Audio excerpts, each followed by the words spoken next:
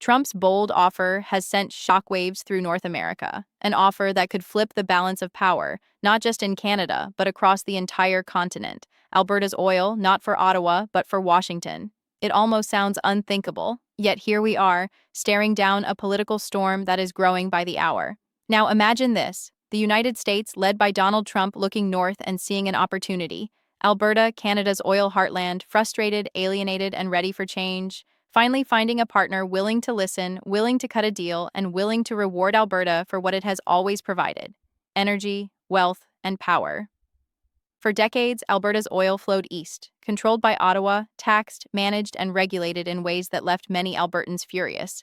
But Trump is saying something different. Cut out the middleman. Forget Ottawa. Forget Prime Minister Mark Carney. Send it south, directly. Washington will take care of you. And here's the dangerous part. Alberta's Premier Danielle Smith isn't exactly shutting the door. She's playing coy, but every word she speaks these days has Ottawa trembling. She knows what's at stake, she knows Alberta has leverage, and she knows that Trump's America is dangling something Canada never gave Alberta: respect, recognition, and raw political power. Prime Minister Mark Carney is in a panic. His entire government has built its strategy on controlling energy revenues, balancing the national budget with Alberta's oil money, and keeping the Federation glued together by redistributing Alberta's wealth. But what happens when Alberta takes its energy elsewhere? What happens when that lifeline gets redirected straight to Washington? The entire Canadian economy could start to unravel, and Carney knows it. Behind the scenes, Ottawa insiders are calling this a betrayal in the making. Some say Smith is only using Trump's offer as a bargaining chip to squeeze Ottawa for more autonomy. But others, quietly, nervously, believe this is real. Alberta isn't bluffing.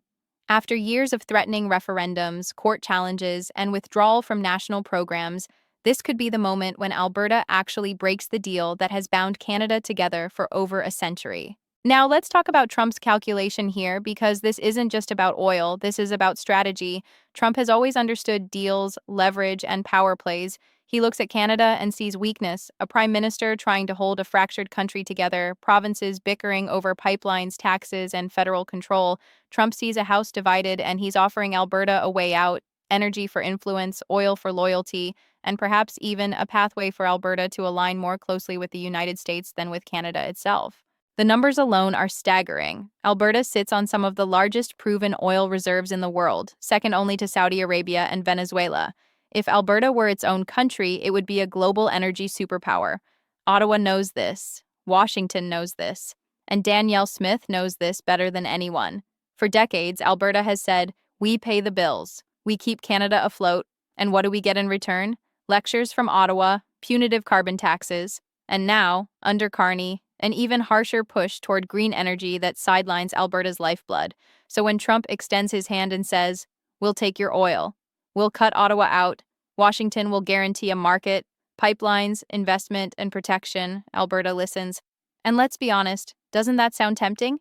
If you're in Alberta watching billions of your dollars siphoned away every year, wouldn't you stop and think? Carney's government is trying desperately to downplay the situation. They're calling Trump's offer political theater. They're saying Alberta is constitutionally bound to Canada, that international trade deals must flow through Ottawa, not provincial capitals. But do you think that matters to people who feel betrayed?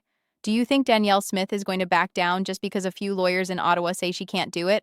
What makes this moment so explosive is timing. Canada is already struggling with inflation, a housing crisis, and crumbling trust in federal institutions. Ottawa is stretched thin.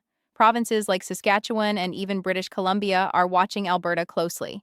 If Alberta makes a move, others might follow. And Trump, never one to miss an opportunity, could spark a chain reaction that reshapes the entire map of North America. Think about it. If Alberta cuts a direct deal with Washington, pipelines could be rerouted south instead of east. Energy revenues could flow directly into Alberta's coffers instead of Ottawa's. That kind of independence would be intoxicating. And what could Ottawa really do to stop it? Send in the courts? Maybe. Threaten Alberta with financial penalties? Possibly. But would that stop a province determined to walk away? History tells us it wouldn't. And this is where the suspense tightens. Because we're not just talking about an energy deal. We're talking about the very survival of Canada as a united country. Carney is already facing backlash from Western premiers who accuse him of ignoring their needs. Trump's move only adds gasoline to that fire. Danielle Smith has been meeting with business leaders, energy executives, and even former political figures who say Alberta should start looking at all options, including deeper integration with the United States. Ottawa is trying to rally its allies. They're calling it a threat to sovereignty. They're warning that Alberta would be walking into a trap, becoming dependent on Washington instead of Ottawa. But that argument is losing traction. Why? Because for many Albertans, dependency on Ottawa has never felt like a partnership. It's felt like exploitation. And here's the final twist. Trump is framing this not just as a deal, but as a rescue.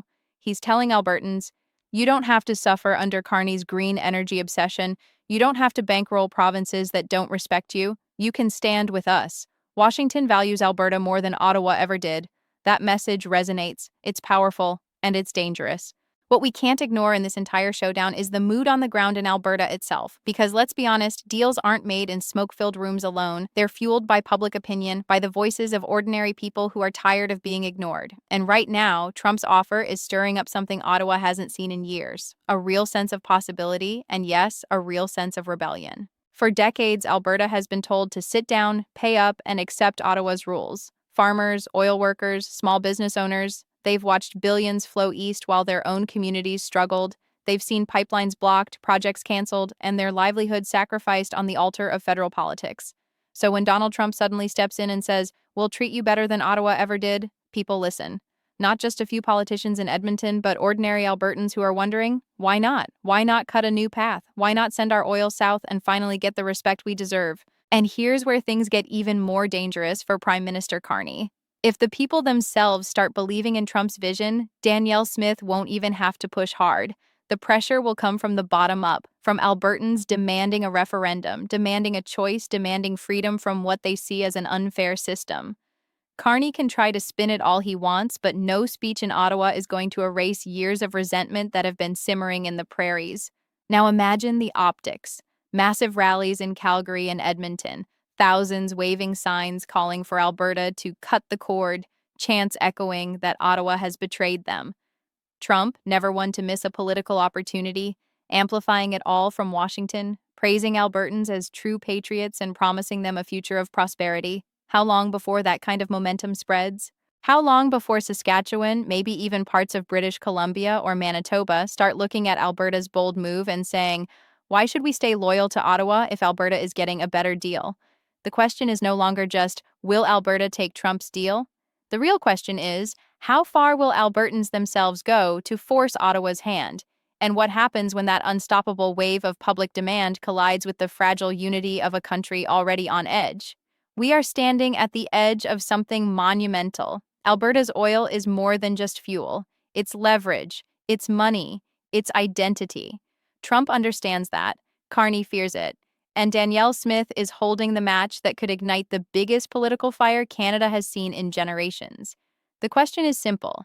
Does Alberta take Trump's offer, or does it use it to squeeze Ottawa for more concessions? Either way, one thing is clear. Canada will never be the same again, and mark my words, this is just the beginning.